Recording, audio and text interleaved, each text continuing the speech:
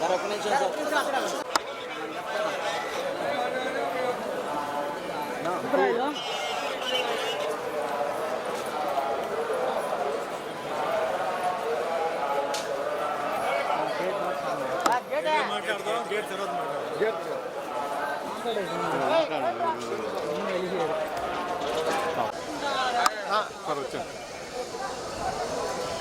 ముఖ్యం నువ్వు కూడా వచ్చేది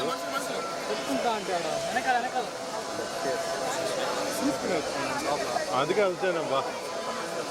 సార్ వచ్చేయండి సార్.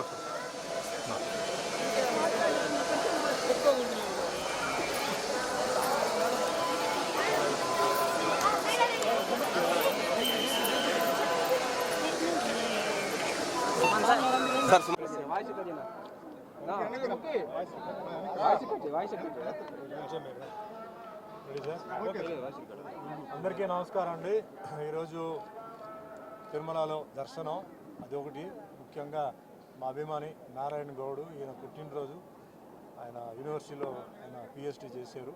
సో ఈరోజు బర్త్డే సార్, మీరు రండి అంటే ఆయన దర్శనం కూడా చేసుకుంటే ఆ పుణ్యం కూడా నాకు దొరికింది. సో ముందుగా మంచి అభిమానులు మాకు ఉన్నారు. ఇప్పుడు భాస్కర్ గారు ఉన్నారు.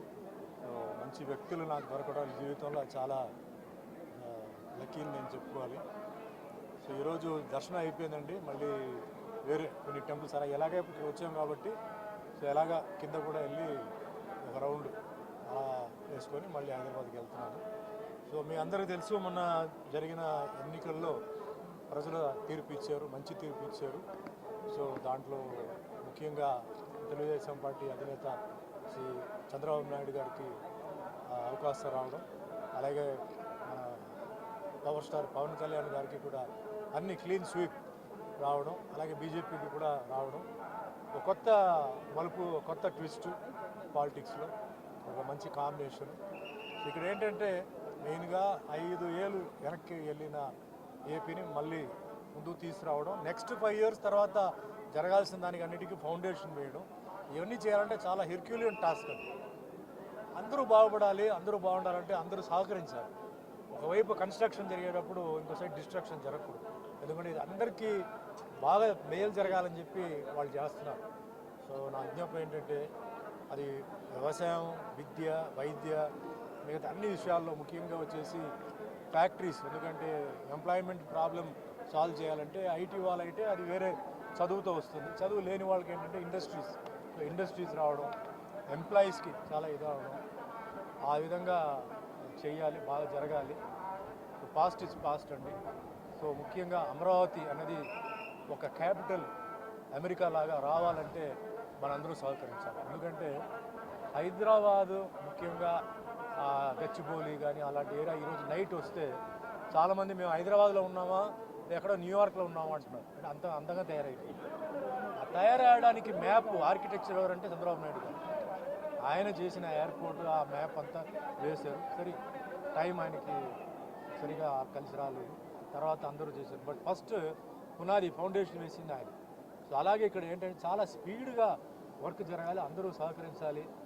మాకేంటి మాకెందుకు అలా కాకుండా ఇది మీ రాష్ట్రం, అందరూ సహకరించి అందరికీ అసలు యూత్ కానీ సీనియర్ సిటిజన్స్ కానీ వాళ్ళందరికీ మేలు జరగాలి. అండ్ నా ఒక చిన్న ఏంటంటే ఫస్ట్ అమరావతి అన్నది ఒక కాస్మోపాలిటన్ సిటీ అవ్వాలి. అంటే కాస్మోపాలిటన్ అంటే ఈరోజు హైదరాబాద్లో తమిళనాడు, కేరళ, కర్ణాటక అన్ని ఊరి నుంచి వస్తున్నారు, నార్త్ నుంచి ఉన్నారు.